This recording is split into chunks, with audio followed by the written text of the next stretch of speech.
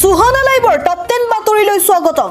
অসমবাসীৰ বাবে ভাল খবৰ। প্ৰধানমন্ত্ৰী নৰেন্দ্ৰ মোদীৰ ব্যক্তিগত চিকিৎসাৰ দায়িত্বত নিয়োজিত হৈ নলবাৰীৰ মহিলা চিকিৎসক উদিস্মিতা বৰুৱাৰ অনিৰ্দিষ্ট কাললৈ বন্ধ গুৱাহাটী উত্তৰ গুৱাহাটীৰ মাজৰ ফেৰী সেৱা।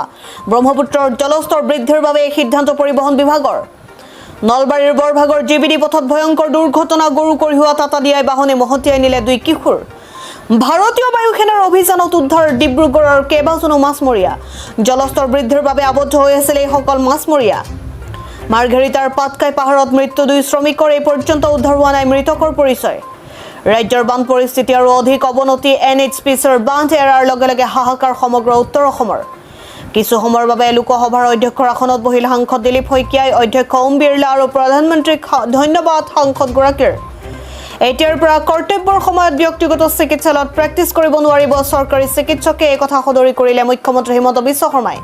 শিক্ষা হেতু সন্দৰ্ভত 3জনীয়া সমিতি গঠন। এপক লৈ অসুবিধা হোৱা শিক্ষকক বিভাগলৈ লিখাৰ আহ্বান।